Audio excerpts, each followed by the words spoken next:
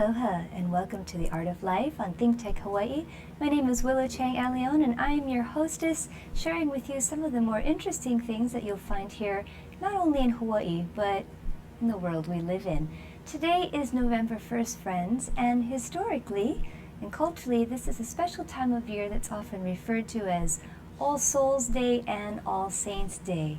They actually follow one after the other, November 1st and 2nd, and they have a very rich history, and I thought I would just give you a small, short briefing on one of these events associated with it, which is Day of the Dead, also known as Dia de los Muertos all throughout the Latin American world. So, as you have been following, hopefully, with our other episodes, we've talked extensively about Halloween and all of these spiritual renderings that happen during this time of year, and this ties in specifically with that as well. So the idea and the belief is that at this time of year, prior to the harvest, when the spirit world is perhaps a thin membrane, as Jeff Gear had said, our ancestors have the opportunity to come and visit us. And what would we do? Well, my goodness, when someone's coming to your house, you got to keep it clean. So Dia de los Muertos has several different traditions. One of them is that the family goes to the graveyard or the gravesite and they take care of the gravesite. That would be cleaning the headstones, that would be placing flowers and offerings there. And here in Hawaii, the Chinese community do something very similar, referred to as either Baisan or Qingming. This is usually in the month of April. So we do something similar. We clean the gravestones and we burn hell money and we offer food and tea, sometimes booze. We light some incense and some candles, and we show our reverence and our respect for our ancestral families. So it ties into that. I think you'll find that many cultures practice in this type of thing where you go and you pay homage to your loved ones. Now here in Hawaii, we also understand that family is not limited to the people who you are related to by blood, which I think is really wonderful. You might be hanai'd into a family, you might have an uncle and an auntie, maybe they're not your mother or father's brother or sister, but they've been with you all throughout your upbringing. And so I like to include that concept as well with the Day of the Dead, is that our family can really be the people who support us, who understand us, who love us, and basically make life a little more interesting along this journey. So that's one aspect of Dia de los Muertos. Another aspect, as you might see on the image here, is that there are altars that are created in remembrance of the loved ones. An altar can be many things, and I'm going to explain some of the things that you will find in a traditional altar, but ultimately the altar must be made with intention, with focus, and aloha. So an altar usually has photographs of the people that you want to pay respect or homage to. Just a small footnote, I learned this the hard way. It's really poor form to add a photo of somebody who is still alive. So if you're going to have a picture of your grandma and you're in the photo and you're still alive, that's not really the picture you want to use. You got to cut yourself out of the photo, scan it in your computer, print it out, size it, all that good stuff. But you want to make sure that the pictures and the imagery are of people who have actually passed on. In addition to photos, you can bring things for the altar that are items that the deceased would have enjoyed or did enjoy in their life. So for example, this here, ce n'est si une pipe. Sorry, there's a little Magritte humor there. This actually is a pipe, and this is a pipe that belonged to my father. He was an avid pipe smoker. He enjoyed Borkum Riff and Symphony, whiskey-flavored tobacco. And this is something that I bring to the altar in remembrance of my dad. And if I'm feeling really flesh, I might spring for some tobacco. But usually I bring a C's lollipop because that's a little easier on the pocketbook. He liked those as well, coffee flavored. So hopefully you get the idea that you can bring items for your loved one. Maybe their favorite candy was Baby Ruth, or maybe they really liked baked Manapua. Everyone has a favorite, and hopefully when you know someone well enough, you're keyed into what types of things that they would enjoy. Again, I want to stress that it's the idea that matters, and that sounds very cliche. You hear this at a holiday gift-giving time. It's the thought that counts. But actually that's true. It is the thought that counts. It's the thing that you're going to remember, is that you are thinking of someone other than yourself. How fabulous is that? So, in addition to items, I'm looking at my list here. I want to make sure that I'm hitting on all these points. Flowers like marigolds, as you see, there's no shortage of those in this altar depiction. The marigold is a flower that is strongly associated with Day of the Dead. It is the flower of choice. So what I usually do is I go down to the local hardware store and I pick up some perennials and some wonderful marigolds. They have a very distinctive fragrance, and I deck the altar with those flowers since it's the traditional flower. Something else that you will see, now this is something, it's an artistic rendering, not the actual item. They're hard to maintain here in Hawaii, but they have had workshops where they make them. This is referencing the sugar skull. And there are different types of sweets and foods made throughout South America and Latin America to represent the deceased. So with the sugar skull, just as the name implies, the skull would be made out of sugar and then decorated with different elements. And this type of sugar skull is a motif that you find all throughout artwork that's associated with Dia de los Muertos. So I went and stocked up on some skulls and decorated this skull with imagery and iconography that's really, again, associated with Day of the Dead. So we have this wonderful rose on the side here, and the cobweb on the forehead, and then the various petals around the eyes, and the flowers within the eye sockets as well. And I decided to write something on the back here. If you're familiar with Chicano art, or also the work of Frida Kahlo or Latin American art, they like to use these types of banners to present a message. So in this I wrote, Vaya con Dios, go with God. I thought that felt very apropos for the skull. So I'm hoping that our Let Them Eat Cupcakes folks are going to bring their sugar skulls. They said they would. Now it's on TV, so I hope you guys bring them by. Something else, this is a small representation that was done in jewelry, and hoping you can see this. I'll actually use this white background.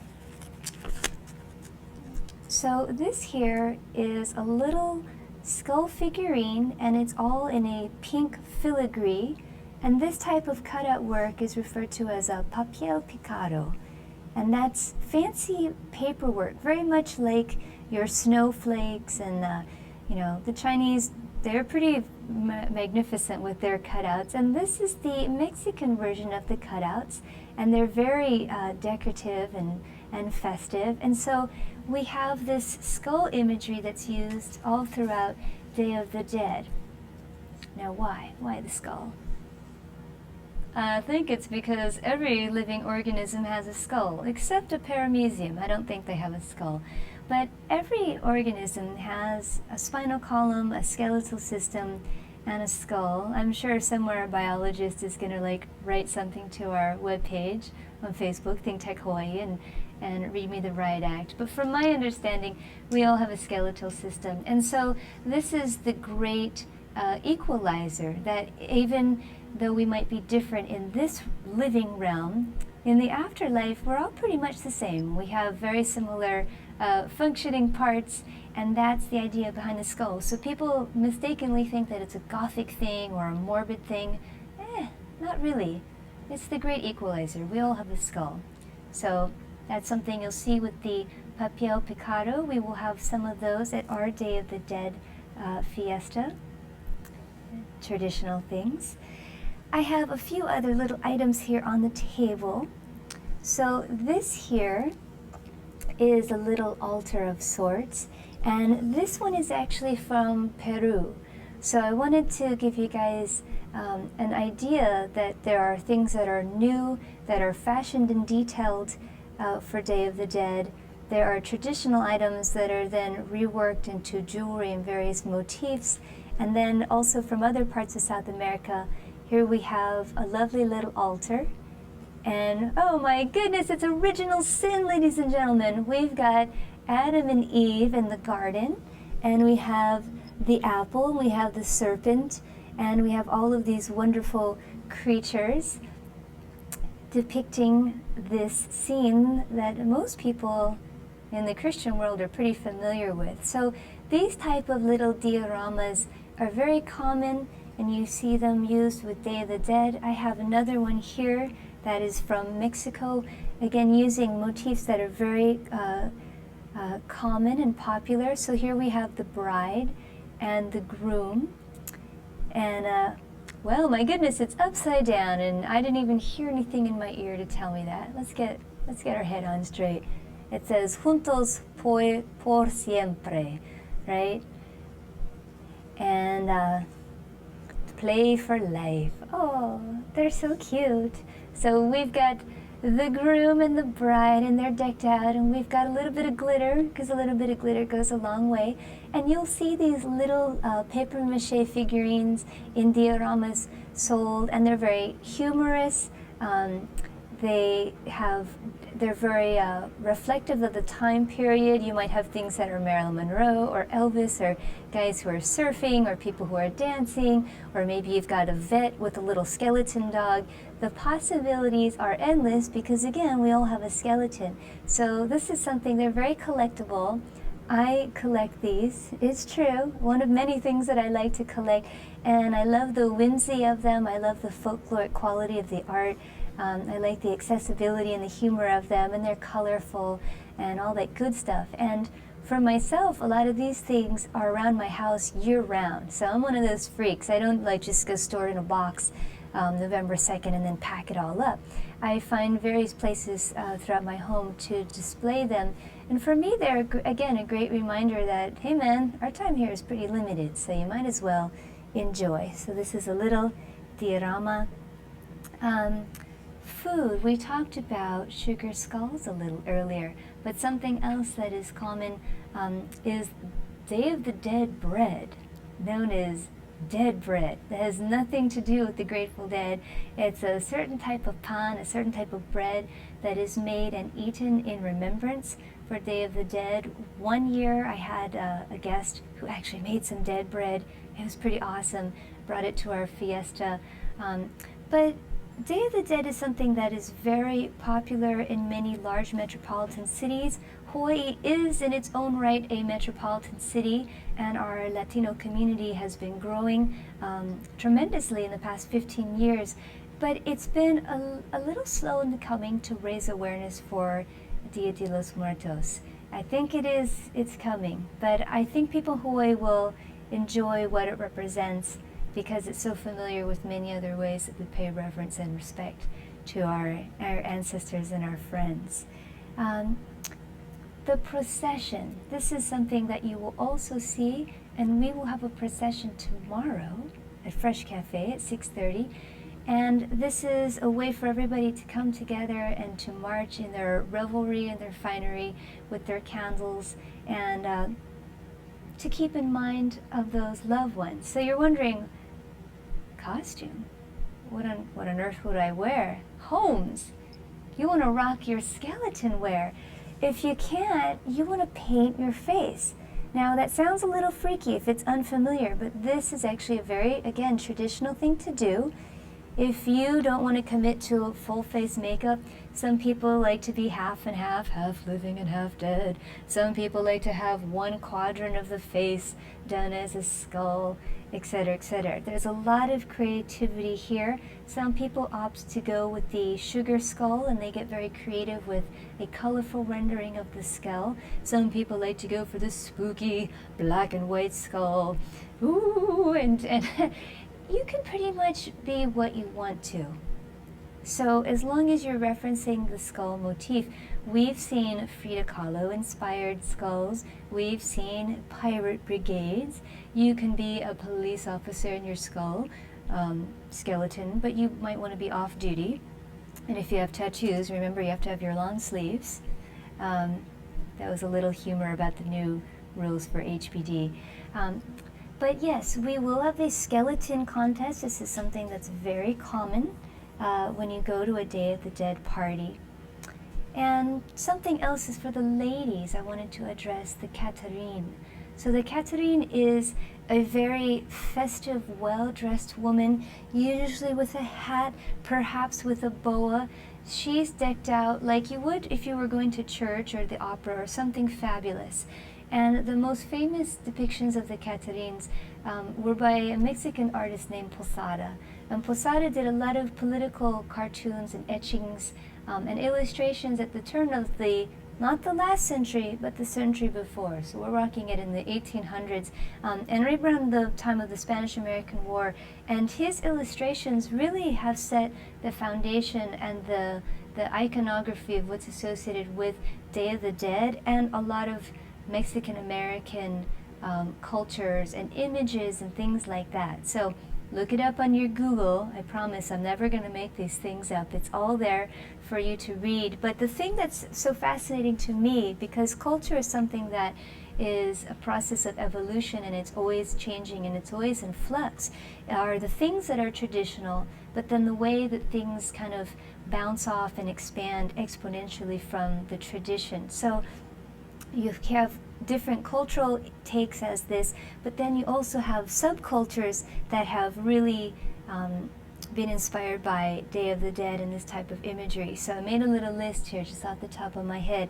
I was thinking, if you're in LA, if you're in East LA, you're going to have lowrider culture. You're going to have guys in their suspended cars and the lowriders, and they'll be there. And a friend of mine mentioned that they have the shrines inside the trunk. You open up the trunk and there they have the shrine. Woo, kind of fabulous. What some people call deviant art. So if you're unfamiliar with deviant art, which is sometimes but not to be confused with naive art, deviant art is maybe something you would see in Juxtapose. Juxtapose magazine is a trade publication that features a lot of things, everything from graffiti tagging to two-headed monsters, zombie art, and what have you. Things that might have been on the fringe. What's interesting is things that were on the fringe 20 years ago have kind of become mainstream. But you see the theme of Day of the Dead worked in frequently in deviant art. Check it out. Google it. That's your homework. Tattoo culture. Everything from Sailor Jerry to the bigwigs of today. Skulls and roses. I'm going to quote a very dear friend. Mike Ledger once told me, he said, "You're either like a rose kind of guy or a skull kind of guy, but you don't have the two." Mike, this one's for you. You get the roses and the skulls. I might have misappropriated that quote, but I hope I didn't. Tattoo culture, we're going to have someone, Dan Bitton of Eternal Art. He's going to be showcasing his skull artwork at our Day of the Dead event here in Honolulu. Also, Chicano art forms, right? So Mexican Americans, generally West Coast, but not exclusive to it. But Chicano art, my goodness, you're going to see plenty of Day of the Dead motifs. Also Cholo art. Now you got to use this word very cautiously, because once upon a time, Cholo was kind of a derogatory term. I have no interest in using it in a derogatory way, but thinking of, again, more of a Latin American lowrider culture, East LA kind of feel, and it's a very specific kind of culture. So that's something I want our readers, hello, you're watching this on ThinkTech Hawaii, we're like on the web.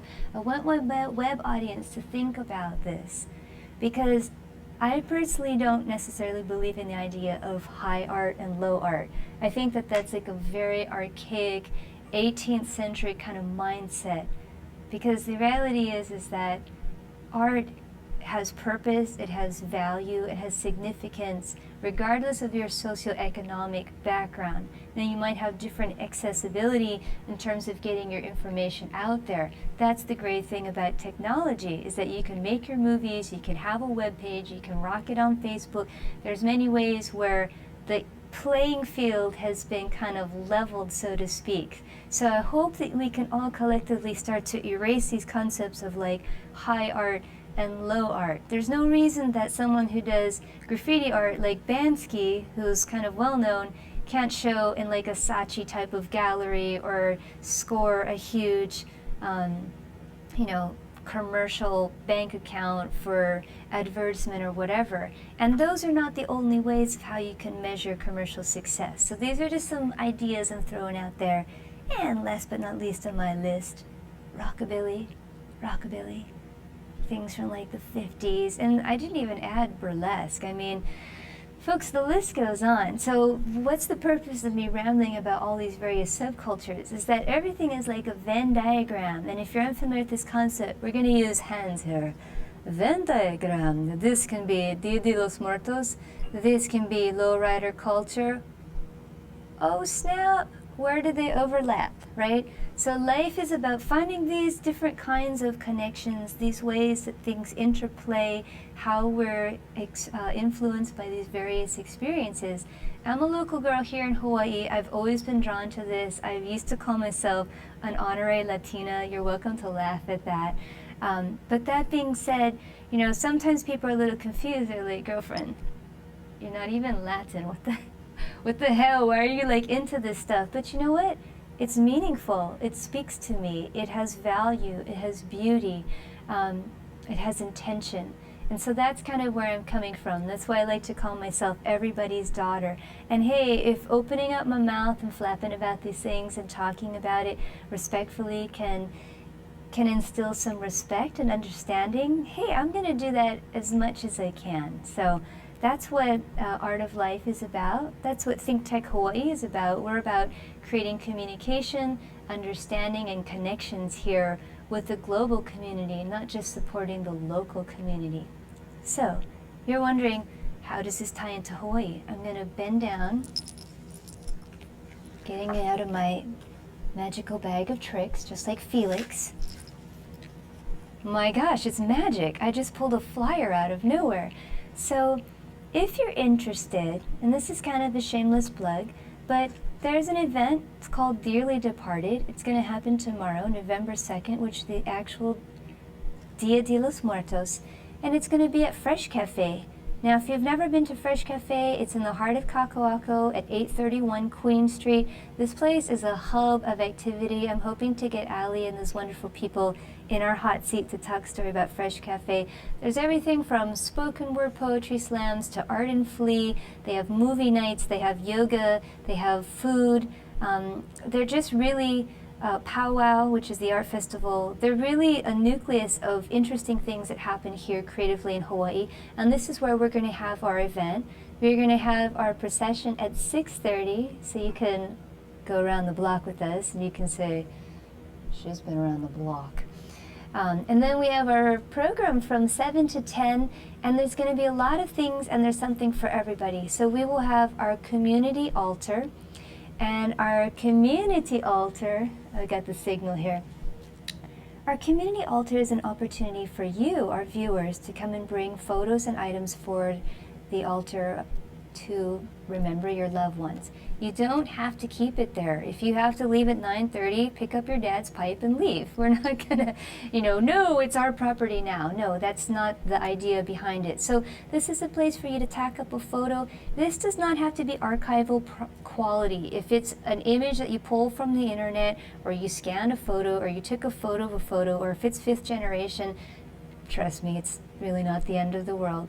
If you want to draw a picture of somebody, that's fine too. Artistic renderings are great, but we will have the community altar where you can bring your items. We'll have candles and flowers and a beautiful table for you to bring those items and, remember them in a very meaningful way.